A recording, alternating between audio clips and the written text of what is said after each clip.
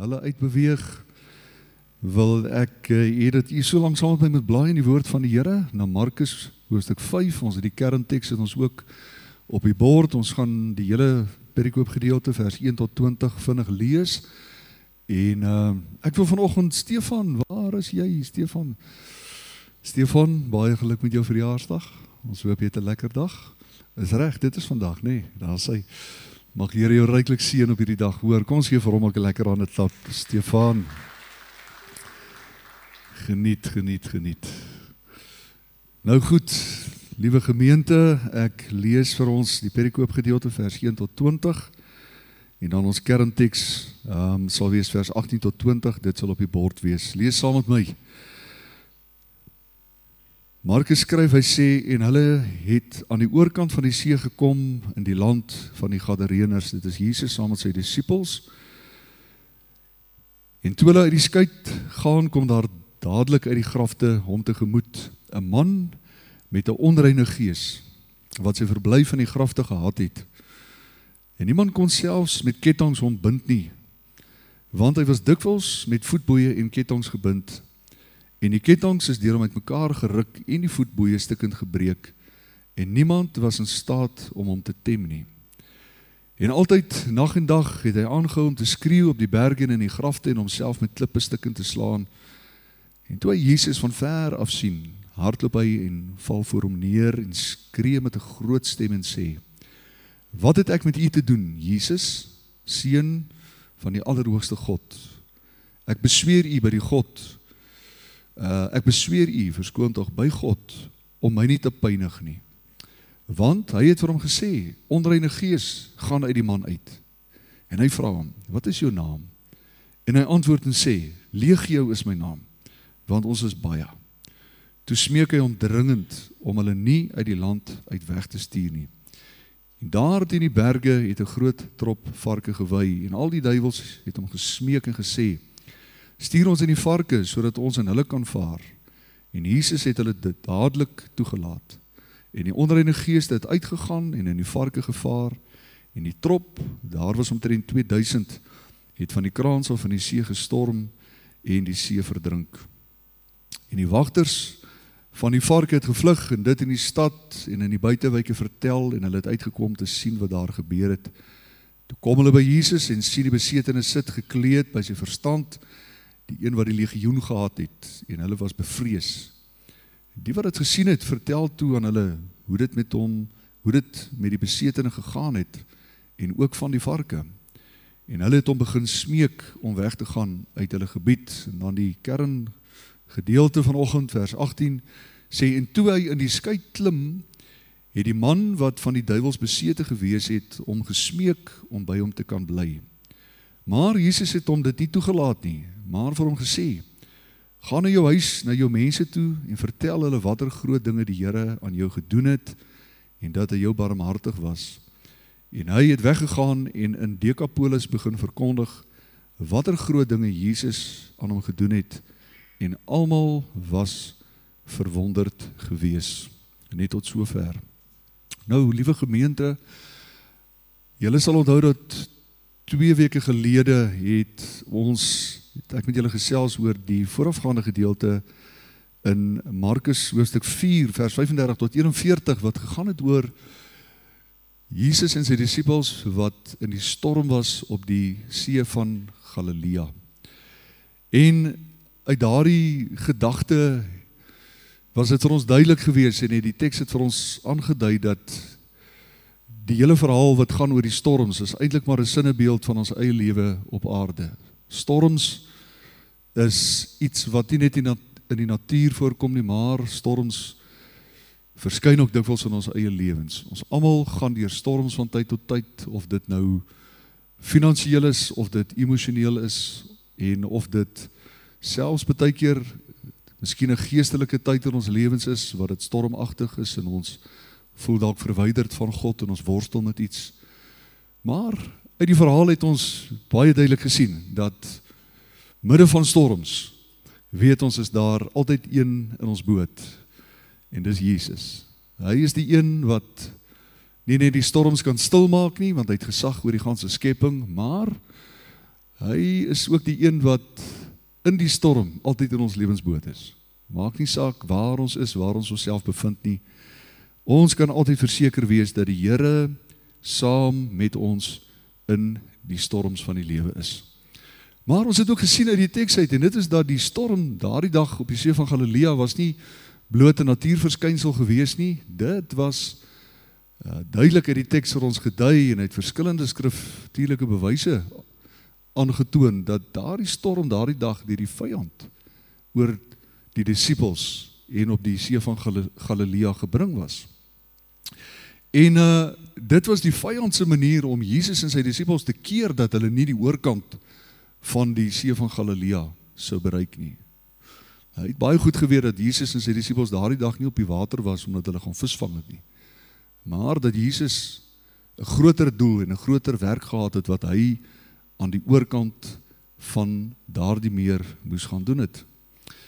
En ja, so werk die vyand in ons lewens, nee, ek dink ons almal kan getuig daarvan vanmôre. As ek terugdink oor my jare in die bediening, dan kan ek verskeie tye in my bediening ophaal, waar dit vir my duidelik was dat die vyand, dat Satan verantwoordelik was vir die opwek van storms in my lewe. Dikwels het ons dit al beleef by tye wat ons moes voorberei het vir 'n diens of 'n belangrike oggend waar die Gees van die Here op 'n besondere wyse wil werk en mense tot die koninkryk van God kom, dat dinge sommer net skeef loop, goed breek. Ewe skielik 'n projekter wat gewerk het nog Saterdag aand toe ons hom getoets het, die oggend toe ons inkom, heeltemal glad nie wil aankom nie. Vreemde verskynsels, vreemde goed wat in ons lewens al gebeur het, wanneer ons voorberei het om 'n nuwe bediening van stapel te stuur, dan skielik is daar 'n klomp mense wat hulle self onttrek of konflik wat skielik in leierskap opstaan en die werk van die Here probeer kniehalter, storms wat onverwags uit nêrens uitkom. En dan wanneer 'n mens 'n bietjie gaan diep dink daaroor, dan besef jy, hierdie is nie sommer maar net toeval nie. Hierdie is die werk van Satan. Hy is werklik, hy is 'n strategiese aanvaller en hy orkestreer dikwels hierdie dinge in mense se lewens en veral wanneer ons met die koninkryk van God te doen het. En as ons die woord van die Here bestudeer, en soos altyd natuurlik het ons nie tyd om al die bewyse en verhale uit die Bybel aan te voer nie, maar as ons net dink aan die enkele gevalle in die Bybel waar dit vir ons baie duidelik is dat ons sien dat alhoewel Satan nie alwetend is nie en hy nie ons gedagtes kan lees nie, dit wel so is dat hy ons lewens bestudeer. Hy luister, hy ondersoek, hy kyk na ons gewoontes, ons lewenspatrone. Hy luister baie mooi selfs wanneer ons bid. En dis vir ons baie duidelik dat Satan 'n strategiese teenstander is. Ongetwyfeld reg deur die Ou sowel as die Nuwe Testament vind ons daardie patroon aangedui. En hy gebruik ons menslike gedrag om op ons swakhede in te speel. En ons dink aan enkele voorbeelde, ek noem hulle vinnig vir julle, die verhaal van Job byvoorbeeld, waar dit vir ons baie duidelik is wanneer Job of Satan na die Here toe kom, na God toe kom en hy sê, Satan sê vir God daar in Job 1 vers 7-10, hy sê, het u nie 'n heining rondom Job gesit nie? Hy dien u, want dit gaan goed met hom. So, Satan het nie net Job se lewe dopgehou en gesien daar's rykdom en hy het gesien Job dien God en op grond van die rykdom en die feit dat hy godvrugtig geleef het, het hy afgelei dat God betrokke is in sy lewe en dat God 'n behaag aan hom het nie. En dit was juist daardie areas van sy lewe wat hy uiteindelik aangeval het omrede hy die lewe van Job en die gedrag en dit waarmee Job besig was dopgehou het, is vir ons hooglopend in die teks. As ons dink aan Lukas 4, Satan wat probeer om Jesus in die 40 dae toe hy sonder kos was, om hom aan te val, en ons sien dat sy aanval drieledig was in terme van die toestand waarin Jesus homself bevind en ook die roeping wat Jesus moes volvoer in die wêreld. En ons sien drie dinge, hy kies die regte tyd, hy kies die regte plek en hy het ook die strategie gereed gehad om te kyk of hy Jesus tot val kon bring. En so sien ons ook, Paulus gaan verder in Efesiërs hoofstuk 6, wanneer hy praat van die liste van die duiwel. Hy sê, trek die volle wapenrusting van God aan, sodat jy staande kan bly teen die liste van die duiwel. En daardie woord in die grondtaal beteken letterlik strategie, slinksheid of 'n berekende taktiek. So is baie duidelik vir ons dat ons het, soos Engels sê, we have an adversary. Hy is werklik en baie van die dinge wat in ons lewe gebeur partykeer is nie maar net toeval nie. Dit is strategies deur die Satan oor ons lewenspad gebring. Dikwels in die vorm van storms. Maar dit is ook so dat ons definitief nie 'n oordrewe dink of 'n beeld van Satan moet hê nie, want hy is nie God nie. Hy is nie alomteenwoordig nie, hy is nie almagtig nie, maar die skrif sê vir ons dat hy het 'n baie goed georganiseerde demoniese struktuur waardeur hy mense se lewens lastig val, invloed uitoefen op miljoene mense wêreldwyd. En Efesiërs 6 vers 12 sê vir ons baie duidelik, hy sê, want ons worstelstryd is nie teen vlees en bloed nie, maar teen die owerhede, teen die magte, teen die wêreldheersers van die duisternis van hierdie wêreld, of eeu teen die bose geeste in die lig. Hy het 'n goed georganiseerde netwerk van demone wat volke, streke, families en individue beïnvloed, lastig val en dikwels net soos in hierdie geval in Markus hoofstuk 5 storms opwek dikwels in ons lewens om te keer dat ons aan die ander kant uitkom. Om te keer dat ons die werke wat God vir ons voorberei het, dat ons daarin sal wandel en dat die evangelie van Jesus Christus na die wêreld toe sal uitgaan.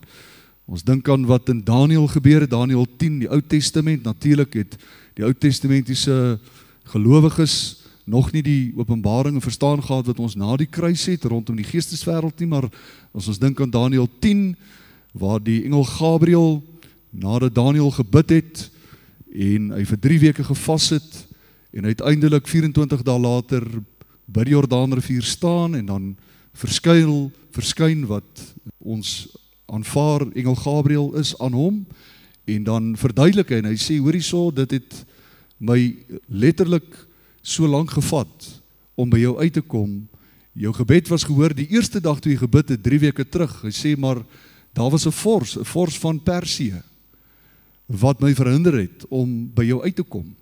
En ek moes hulp kry van Michael, wat 'n gesaghebende engel is in die geesteswêreld om my te kom help en uiteindelik hier is ek, maar jou gebede was beantwoord. So die geesteswêreld is 'n werklikheid en Satan gebruik sy netwerk van geestelike intelligensie en hy hoor ons woorde, hy bestudeer ons routines, hy identifiseer ons swakhede en hy soek geleenthede om in ons lewens in te kom. En daarom is dit nie vreemd, kerk, dat die woord van die Here sê, Petrus sê, wees waaksaam en wees nugter. 1 Petrus 5 vers 8. Hy sê, want julle teenstander, die duiwel, hy loop rond soos 'n brullende leeu om te kyk wie hy kan verslind. Paulus het dit ook beleef. Hy skryf daar in 2 Korintiërs 2:11, praat hy van 'n tyd toe hy daar in Troas was en hy moedeloos was naderhand en slaap verloor het en heeltyd moes weerstand bied omdat die vyand om elke hoek en draai probeer het om hulle te verhinder in die werk teen te staan. En dan skryf hy vir die kerk en hy sê maar ons weet, julle weet, ons is met sy planne nie onbekend nie.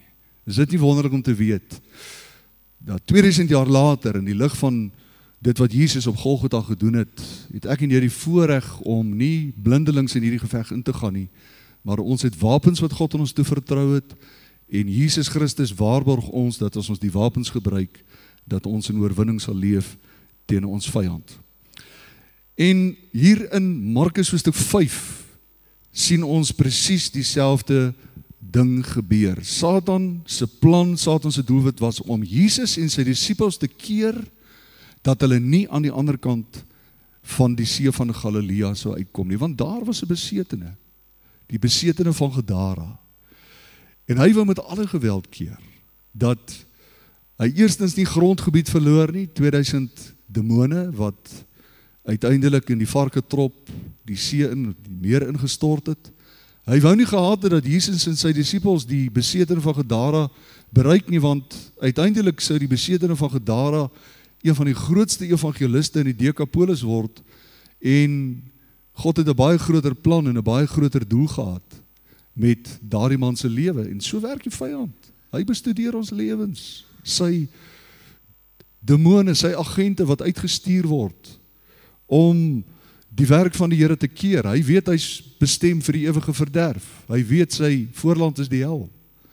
En daarom sal hy soveel as moontlik mense wil saamvat en die werk van die Here wil frustreer om seker te maak dat die evangelie nie by mense uiteindelik uitkom nie. Die bewys daarvan, natuurlik sien ons dan wanneer Jesus daar aan die ander kant aankom met sy disippels, en ons weet daardie dag het hy die besetene van Gadara het hy hom bevry.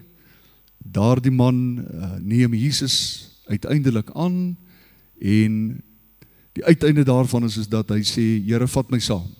Laai my in die skuit, vat my terug Jerusalem toe of Judea toe. Ek wil saam met u gaan, ek wil u volg, ek wil vir u werk. Maar dan gebeur daar 'n baie interessante ding. En dit is dat Jesus sê vir hierdie nuwe aankomeling in die koninkryk van God, nadat hy vir hom gevra het in vers 18, die man sê, hy smeek Jesus, hy sê, Here, kan ek asseblief by u bly? Dan antwoord Jesus hom en hy sê, maar Jesus, sê Markus, het hom dit nie toegelaat nie. Jesus het hom dit toegelaat nie. Is dit nie 'n interessante reaksie van Jesus nie? Nou ek dink, daardie man moes daardie dag baie teleurgesteld gewees het.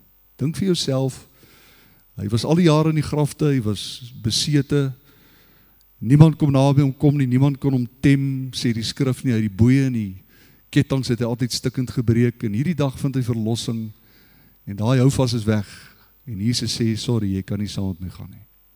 Nou ek dink die disippels wat saam met Jesus was, het dit ook nie verstaan nie.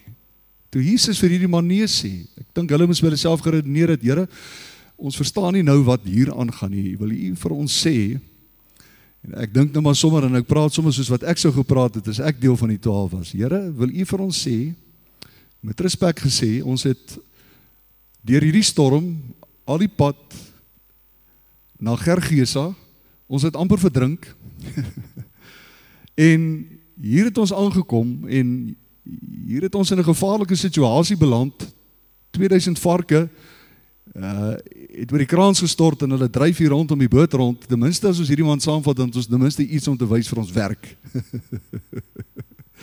Die ouens aan die ander kant, as ons terugkom en ons het niks om te wys nie, gaan sê, wat het julle daar gaan maak? Het ons ten minste iets om te wys, Here, ons dink ons met hom saamvat, hy hoef nie deel van die 12 te wees nie, maar ons sal vir hom werk uitdink aan die ander kant. Maar Jesus sê nee, hy bly, klim, ons gaan terug. En daardie dag los hy die besetene van Gadara agter in die Dekapolis, om nooit weer melding te maak van hierdie man, en om nooit weer te sien nie. Jesus sê vir daardie man daardie dag, nee. Het dit al met jou gebeur in jou lewe, dat Jesus vir jou nee sê?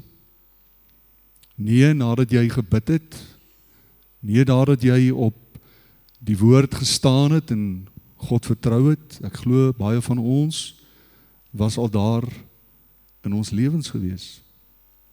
Dink aan 'n tyd in my eie lewe, en vergewe as ek dit gereeld ophaal, dis al wat ek het, is my eie lewe en my eie verhaal. Toe my pa op 38-jarige ouderdom gesterf het aan kanker, aan kolonkanker. Nou, ons het in daardie jaar het ons gebid vir hom, soos wat elke huis wanneer iemand siek is, aanhoudend bid vir 'n sterwende familielid. Ons het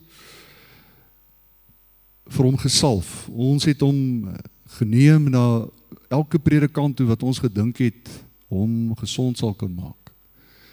Die predikant in ons gemeente daai jare was leraar Sampie van 'n Berg gewees, en 'n kort rukkie voor dit, voor my pa se diagnose was, het leraar Sampie in 'n hartaanval gesterf, en hy was vir 3 ure verskoondag, was hy dood gewees. Dit het die koerante gehaal, dit was 'n erkende mediese bewese feit, dat hy vir 3 ure dood was. Sy vrou het vir hom gebid, en die Here het hom uit die dood uit teruggebring, om daarna 17 jaar nog in die bediening te wees. Nou, ons het hom na leraar Sampie toegevat. Nou ek het dan nou by myself gedink, en jare terug toe ek nou terugdink, toe dink ek, wel as daar nou iemand is wat nou 'n koneksie met die hemel het, of 'n beter koneksie het, dan sou dit nou seker leraar Sampie gewees het.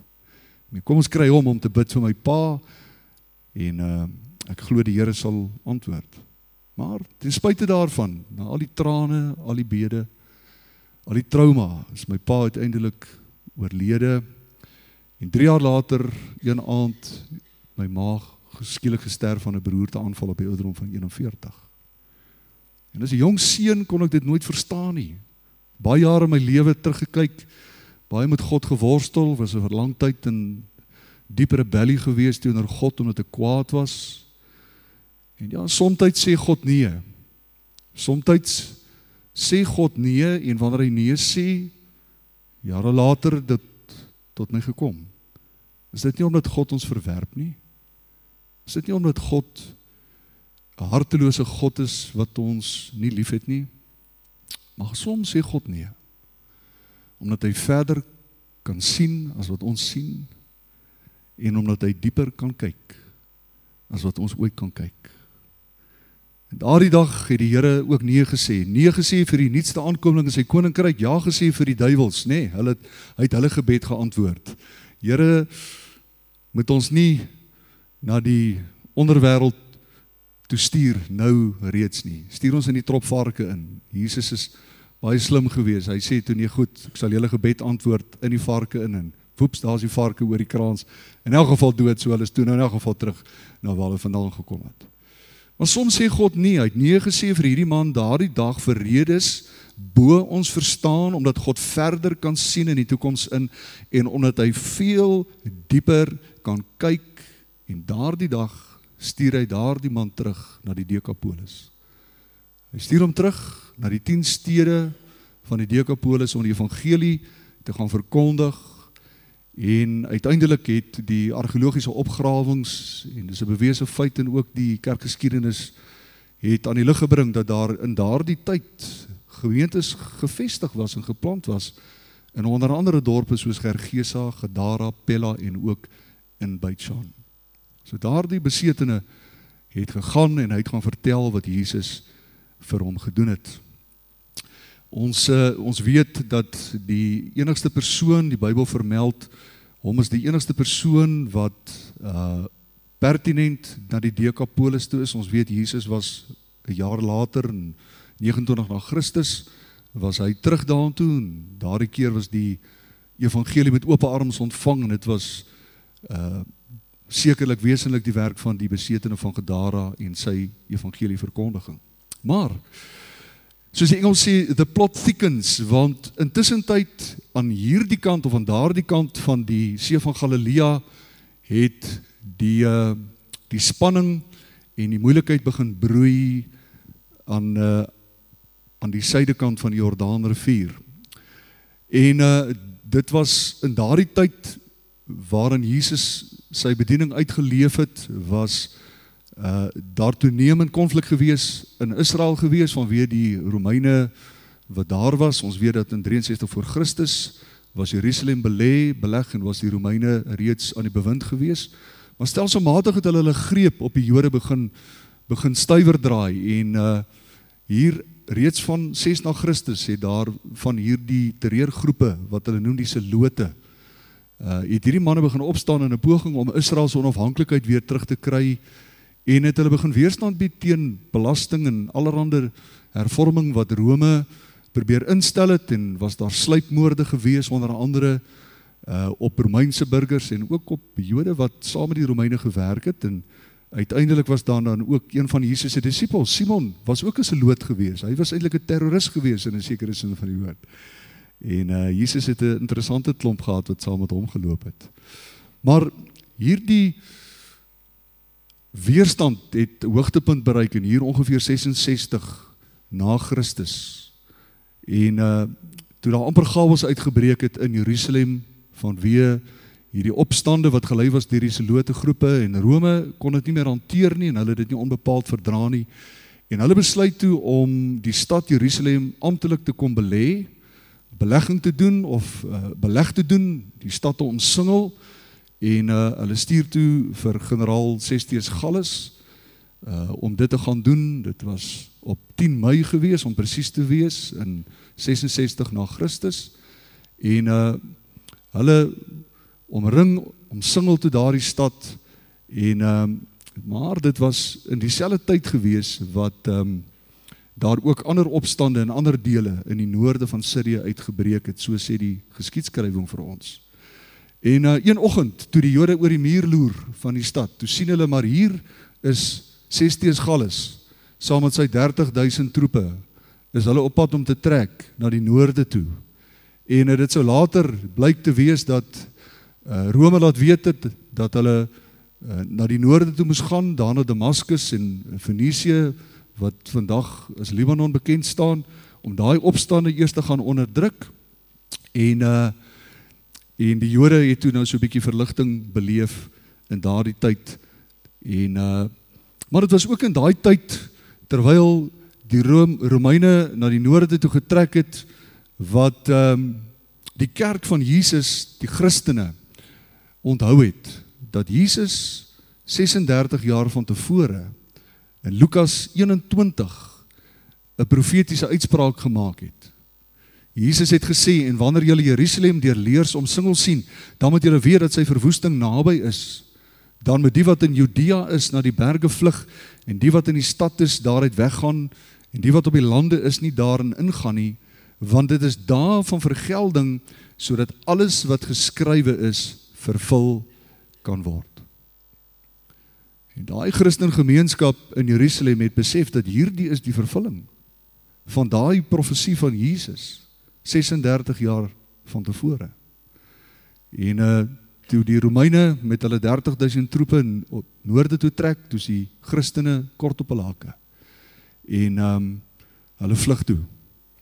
Maar dit was nie lank daarna, 4 jaar later, wat in 70 na Christus, wat keiser Vespasianus en sy seun generaal Titus terug is, nadat hulle die opstande gaan onderdruk het, en hulle het Jerusalem kom beleer, en hierdie keer het hulle met 60.000 troepe teruggekeer.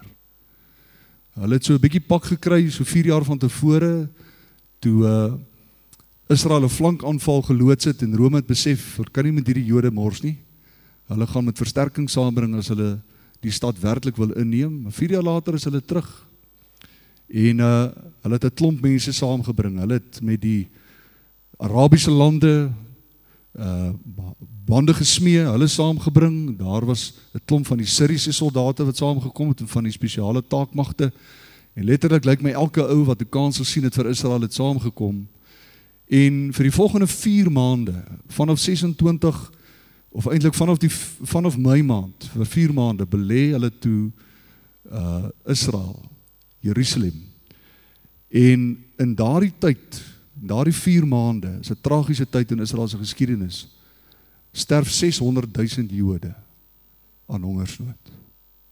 In 4 maande sterf 600.000 Jode aan hongersnood. Verskriklike tyd.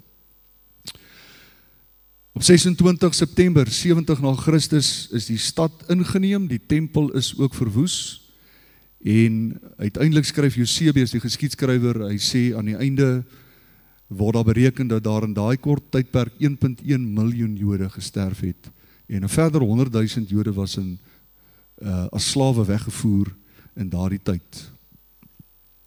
Die genade realiteit is dat die Christene betyds pad gegee het. Weereens 'n bewys vir ons, dit sluit so mooi aan by Freddie se boodskap van verlede week, hoe belangrik dit is vir ons as kinders van die Here, om in die teenwoordigheid van die Here te leef elke dag. As die kerk in Jerusalem nie in die skrifte gebly het nie, as hulle nie naby aan die Here geleef het nie, was daar geen manier hoe hulle 36 jaar van tevore se profetiese uitspraak kon onthou het nie. Want verstaan dat die Nuwe Testament was nog nie geskryf in daardie tyd, soos wat ons dit vandag het nie. Dit was profetiese geskrifte opgeteken, wat gesirkuleer het onder die vroeë kerk, maar toe die tyd aanbreek, het hulle die woorde van Jesus onthou, en was dit vir hulle moontlik gewees, om hulle wortels op te lig en te vlug, voordat die tempel vernietig word. Terwyl ek daaraan dink ek hierdie week, Jy weet, daar is 'n tyd vir ons om in geloof te bly, op grond van die woord van God, maar dit is ook duidelik dat daar 'n tyd is om ook wortels op te trek, op grond van die woord van God. En ons kan dit net onderskei, as ons werklik, veral in hierdie laaste dae, naby aan die Here leef. Maar, die vraag is, waar het hierdie Christene heen gegaan? Waar was daar 'n gemeenskap van mense wat vriendelik en oop genoeg was om hulle te ontvang? Wel, nergens anders as Pella. Een van die 10 stede van die Decapolis, wat vermoedelik, volgens historici, is dit vir ons duidelik as ons die dots connect, dat dit die kerk was wat geplant was, op die rug van die verkondiging van die evangelie, van die man, wat Jesus daardie dag van demone bevry het, die besetene van Gadara. Daar was reeds 'n sterk kerk gewees, 'n gemeente wat gevorm was, en daar het God 'n heenkome geskep vir die kerk van Jerusalem, om te vlug na Pella, en om behoue te bly, en vir baie jare was Pella dan ook weer die hoofstad van die vroeë kerk gewees, nadat dit amptelik in 66 van Jerusalem het daartoe geskuif het. Maar ek wil jy met mooi luister vanmôre. Dit het alles 36 jaar van tevore gebeur, toe Jesus geluister het, en gedoen het, wat die Heilige Gees daardie dag vir hom gesê het. Jesus het met God gewandel. Hy het met die Vader gewandel. En hy het daardie dag langs die see van Galilea, het hy die stem, die roepstem gehoor, van 'n man, 'n besetene, wat myle ver van hom af was. En uit 'n gehoorsaamheid op die impuls van die Heilige Gees het hy in 'n skuit geklim en die storms getrotseer om uiteindelik aan die ander kant te kom. Alles deel van God se plan om uiteindelik die kerk behoue te laat bly en vandaar natuurlik ook die verspreiding van die evangelie na die heidene wêreld toe. Ja, daardie dag het Jesus nee gesê vir die jongste aankomeling in sy koninkryk. 'n Nee wat niemand daardie dag verstaan het nie, omdat God ver ander kant ons beperkte horisonne kon sien, ver in die toekoms in. Hy het 'n kerk gesien, met duisende Christene wat hom nie net sou vind nie, maar hy het verseker dat die evangelie van Jesus die heidene nasies kon bereik. Vanoggend is hier 'n woord van bemoediging aan iemand wat vanmôre hier ingekom het, wat sê, Vader, ek verstaan nie waarmee U besig is in my lewe nie. Wanneer die storms woed, is ons soos die disippels dikwels, al wat ons vra is, Here, laat die storm bedaar. En baie keer, wanneer die storm bedaar, dan keer ons maar net weer terug na Jerusalem toe, na die bekende, na die veilige wêreld waar ons lewens nie deur storms geaffekteer kan word nie. Vanoggend kom die Here na ons en hy vra nie dat ons net sal vra, Here, laat die storm bedaar nie, maar ek dink die eintlike vraag wat Jesus ons deur hierdie verhaal wil leer is dat ons dalk eerder moet vra as, Here, wat wag aan die ander kant van hierdie storm en wat is dit wat die vyand my en jou van wil weerhou? Jy sien, Jesus en die disippels het daardie dag 'n keuse gehad, hulle kon toe die storm opkom, kon hulle omgedraai het. Die disippels kon gesê het, Here, jong, ek weet nie of ons weer op hierdie meer moet gaan nie. Want as dit een keer kon gebeur het, kan dit weer gebeur. Kom ons kies die veilige roete en ons gaan terug Jerusalem toe. En 36 jaar later sou die inval van Rome beteken het dat die kerk van Jesus Christus uitgewis sou geword het. En God 'n ander pad moes voorsien. Waar die vyand die droom van God, die plan van God, sou frustreer. God is almagtig, hy sou op welke wyse weer 'n weg gekry het vir sy kerk om te seëvier, maar dit was die plan van God gewees. En net so het God ook 'n plan met jou en my lewe vandag. God het 'n plan met jou en my lewe, en die plan vir jou en my lewe is nie net dat daar geen storms in jou lewe sal wees nie. Sy plan is nie net dat jy moet weet dat wanneer jy in die storm kom, dat God met jou is en dat hy by mag is om storms stil te maak nie, maar God se plan is dat ek en jy, wanneer die storms kom, moet besef, dat Satan ook 'n groot werklikheid in ons lewens is. En dat hy dikwels probeer om deur storms ons te keer, sodat God se planne vir ons lewens sal seëvier. En vanmôre kom die Here na ons toe as kerk en hy sê, luister, net soos wat die disippels op die see van Galilea deur storms getuister was, is ons ook vandag in 'n stormgetuisterde wêreld.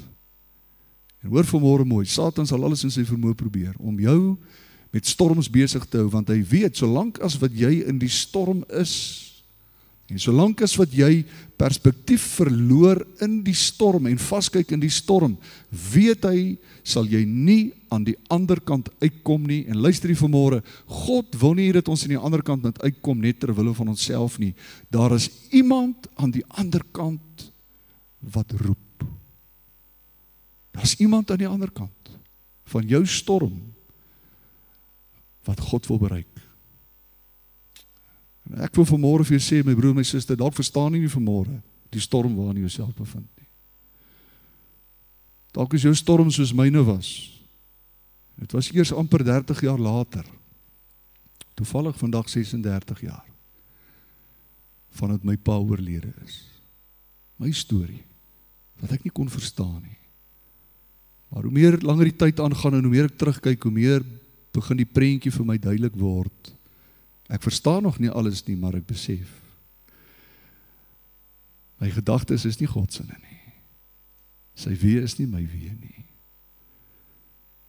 En wat God in ons lewens doen, gaan nie net altyd oor ons nie. God kyk verder as dit. God het die duisende mense gesien, wat in die Dekapolis tot bekering sou kom. En daarom wil ek vanmôre vir jou aanmoedig in hierdie storm, om nie alle oppositie te sien as weerstand nie, maar eerder as God wat rigting aandui.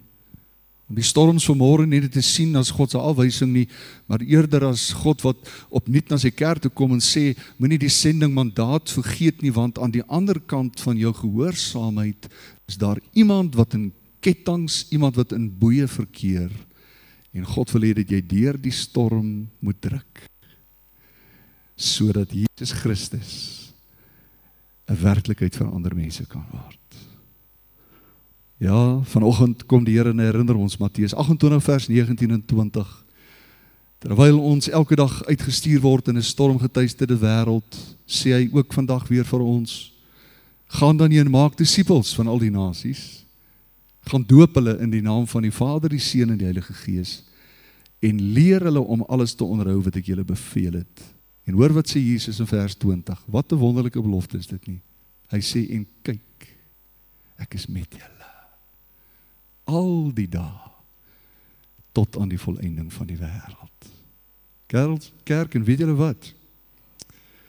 Dit wat ons nou nie verstaan nie, wanneer ons aan die volëinding kom, en ons trek die stoele uit daar by die bruilofsmaal van die Lam, en jy kyk na jou linkerkant toe, en jy kyk na jou regterkant toe, en jy sien, my maggies, daar sit oom Jack.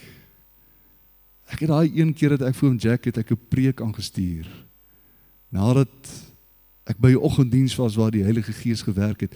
My jette oom Jack, ek is so bly hy's okay.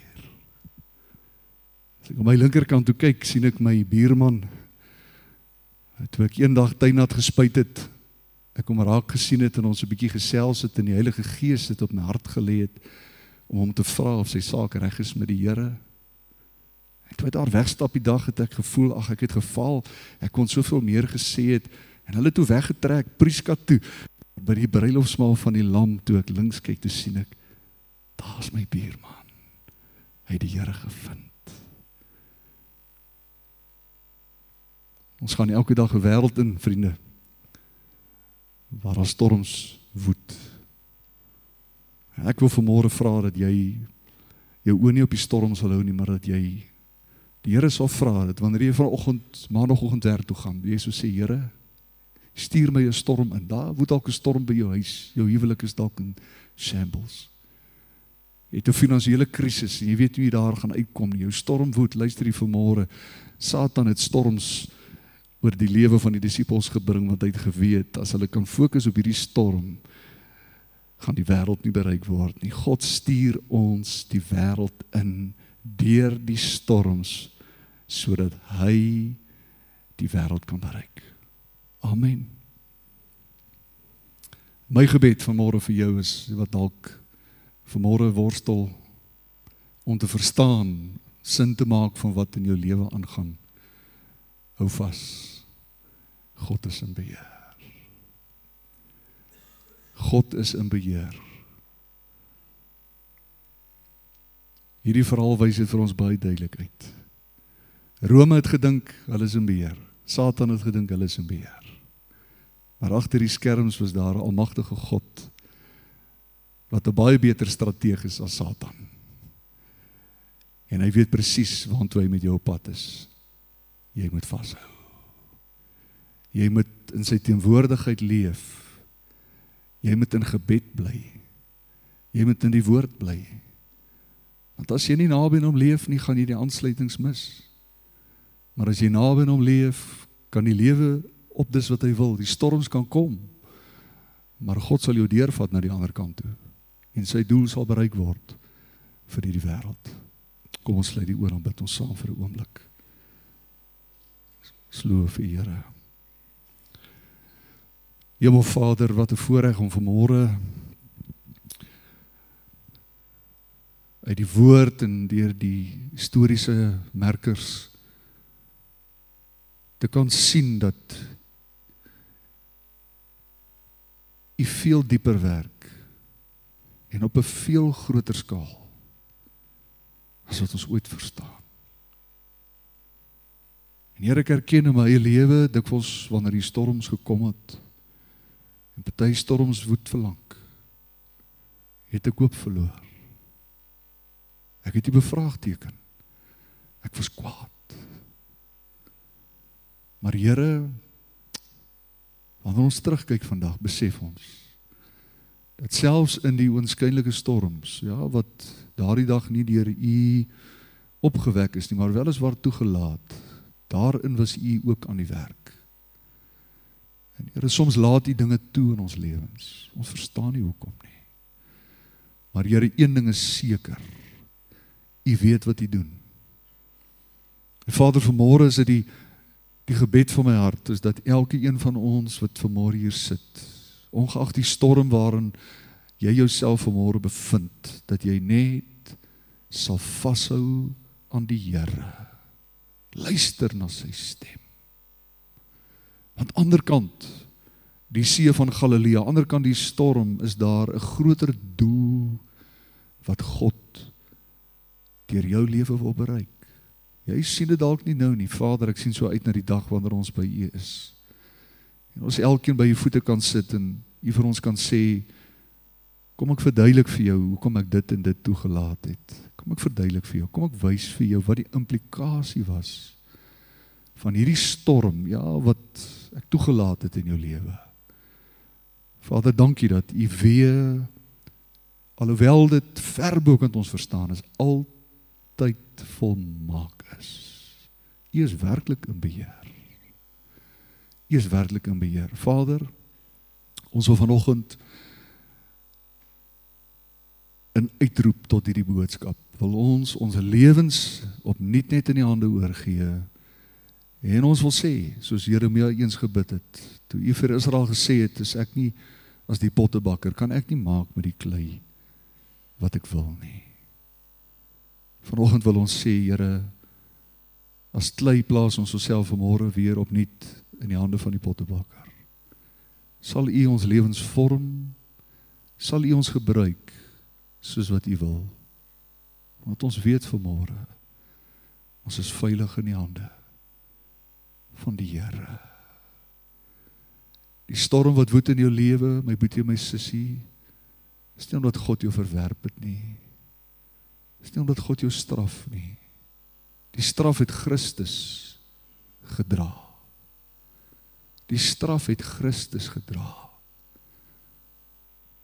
Dit is nie vanmôre God se manier om die dualisme te versterk, wat baie aanvoer om te sê, ja, hy is liefde, maar hy is ook 'n genadelose, harde God nie. Nee. God is liefde en dit sal nooit verander nie. En in sy groot liefde en genade is hy besig met jou lewe om hom te vorm. Al wat hy vanmôre vra, hoor die wekroep van die Gees, kind van God. Bly in die teenwoordigheid van die Here.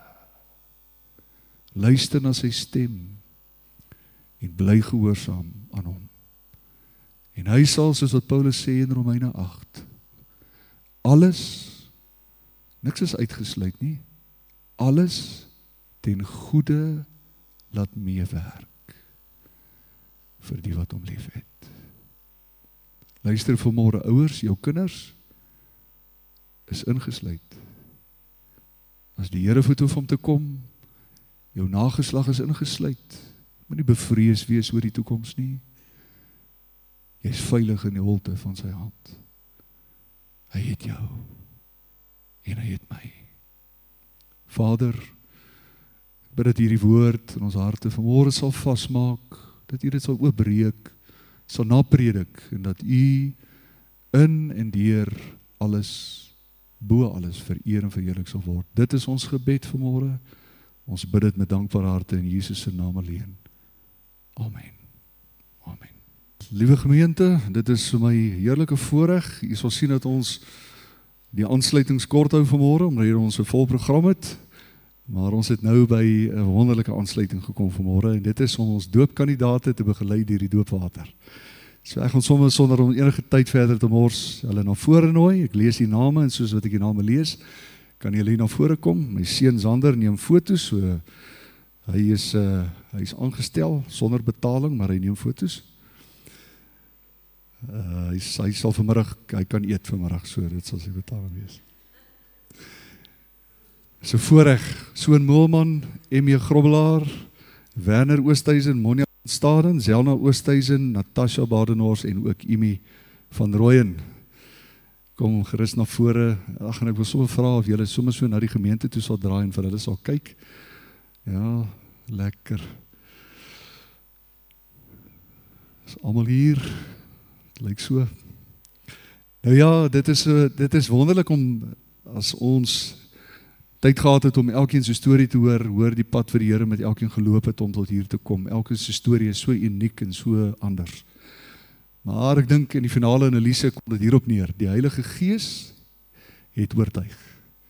En vanoggend, terwyl hulle deur die doopwater gaan, is dit 'n stap nie net van geloof nie, maar gehoorsaamheid aan die opdrag van Jesus Christus, wat vir ons 'n voorbeeld gestel het 2000 jaar terug, toe hy alle geregtigheid van God vervul het en homself laat doop het deur Johannes die Doper.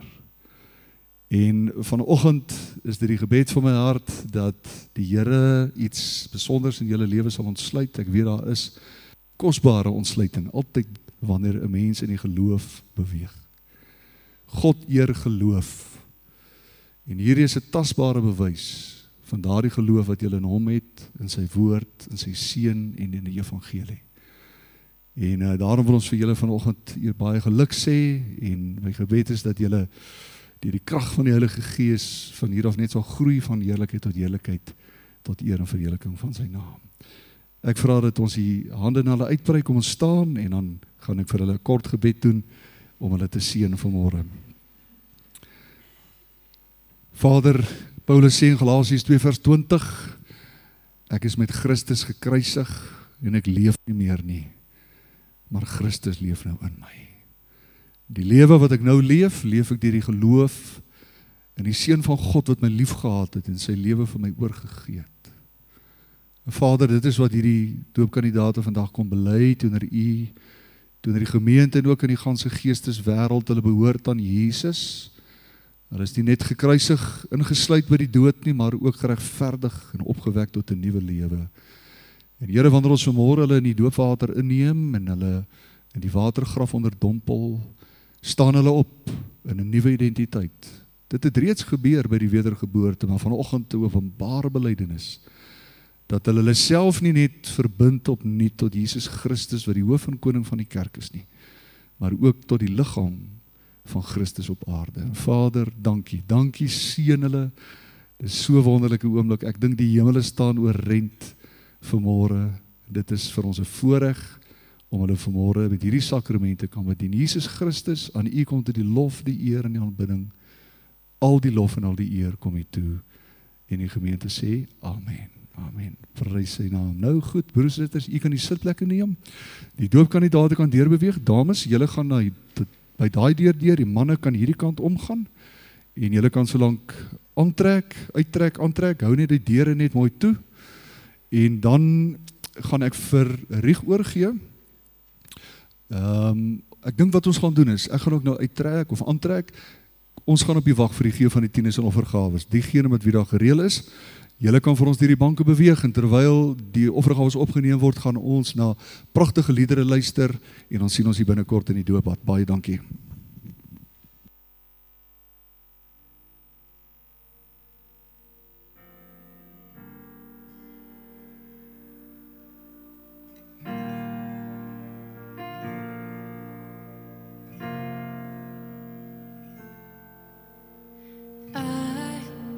Was a wretch, I remember who I was. I was lost, I was blind, and I was running out of time.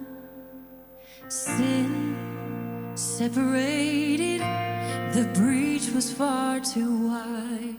But from the far side of the chasm, you had me in your sight. So you made a way across the great divide, left behind heaven's throne to build it here inside. And there at the cross, you paid the debt I owed, broke my chains, freed my soul, and for the first time I had hope. Thank you, Jesus, for the blood applied. Thank you, Jesus, it has washed me white. Oh, thank you, Jesus, you have saved my life. You brought me from the darkness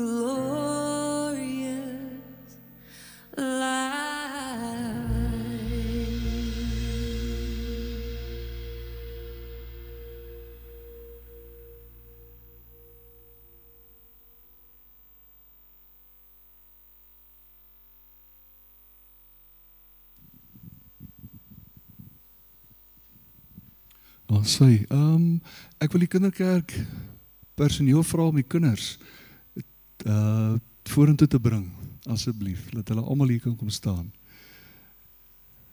Hulle kan sommer hier so aan die kant staan en kan hulle mooi sien. En Ilanke en Mireille, julle moet hier reg voorkom staan, want mamma word gedoop. Sy gaan tweede gedoop word, so maak 'n plekkie vir hulle, dat hulle hier voor kan kom staan. Alright, is julle reg? Goed, en die musiek ouens, julle kan vir ons daai mooi tweede lied in die agtergrond speel, asseblief, dankie.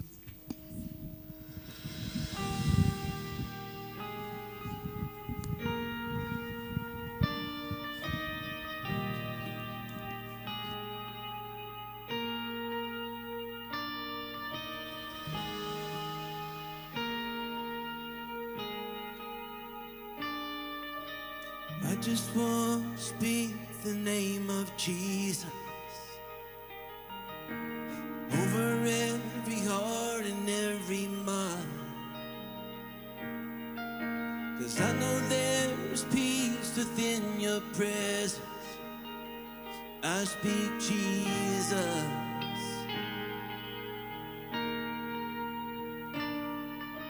And I just want to speak the name of Jesus till every dark addiction starts to break, declaring there is hope and there is free. I speak Jesus, 'cause your name is power, your name is healing, your name is love. Break every stronghold, shine through the shadows, burn like a fire.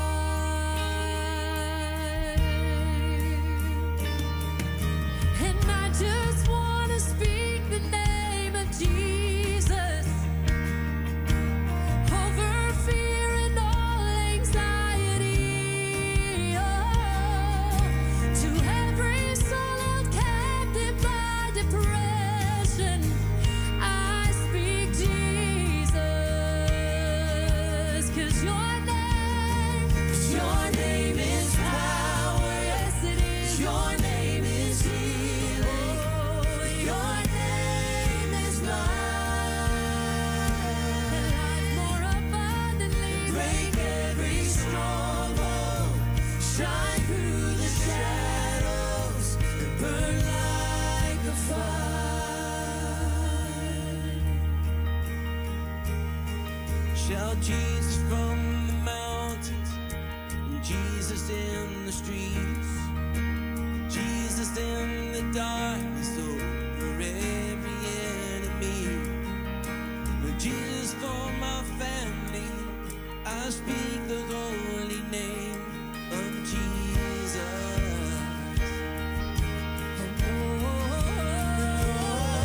Shout Jesus from the mountain, yeah. Jesus in the streets, Jesus in the darkness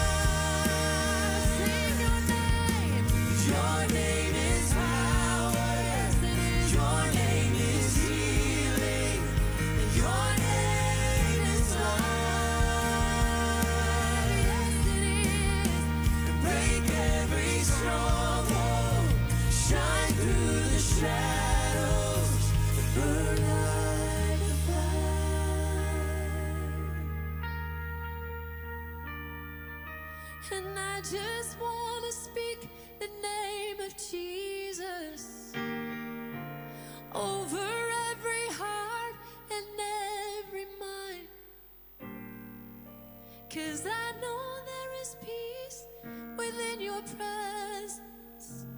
I speak Jesus.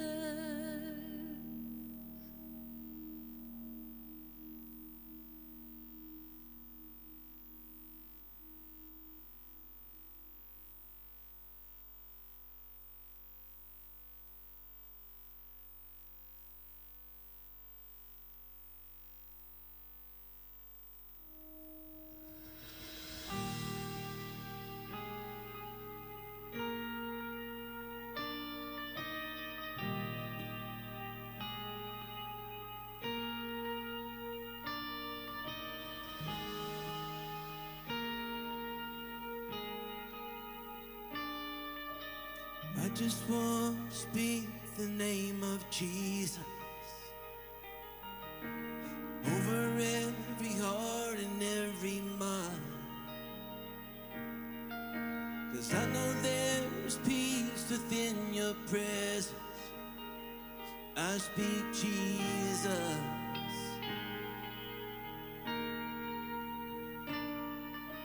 And I just want to speak the name of Jesus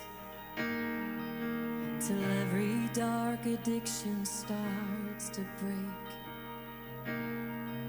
declaring there is hope and there is free. I speak Jesus,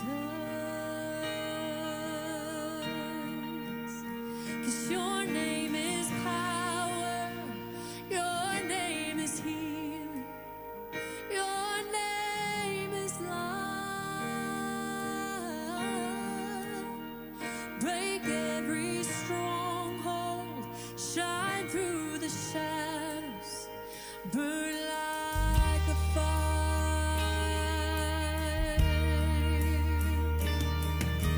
And I just want to speak the name of Jesus over fear and all anxiety. Oh, to every soul held captive by depression, I speak Jesus. 'Cause your name is power. Yes, it is. Your name is healing. Your name is love. And life more abundantly. Break every stronghold, shine through the shadows, and burn like a fire.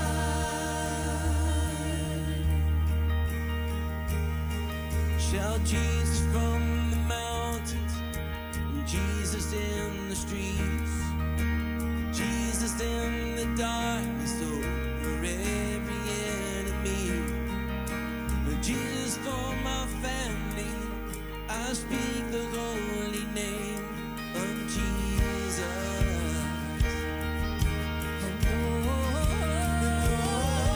Shout Jesus from the mountain, Jesus in the streets, Jesus in the darkness over every enemy. Jesus for my family, I speak the holy name, Jesus.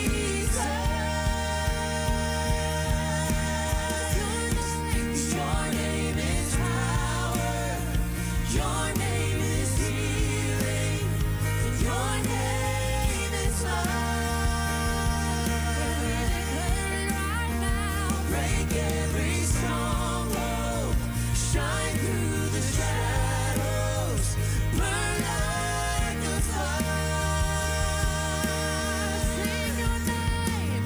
Your name is power. Yes, it is. Your name is healing. Your name is love. Yes, it is. Break every stronghold, shine through the shadows, burn like a fire.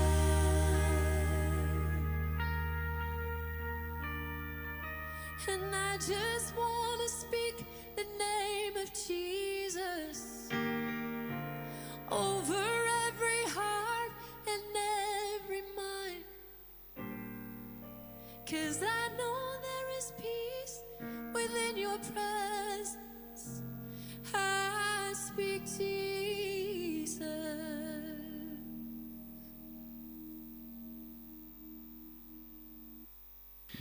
Gemeente, ek wil u nooi om asseblief saam met my te staan, dat jy diens kan afsluit met 'n gebed.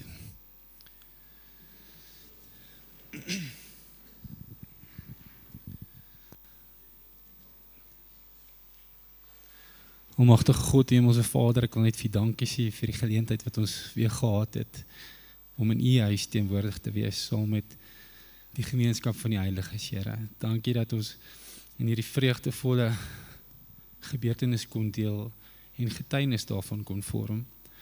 Vader, ek wil bid dat u elkeen wat vandag hier was sal seën, hulle gesinne sal seën, hulle familie sal seën en dat die vrede van God met hulle sal wees. Ek bid dit in Jesus naam.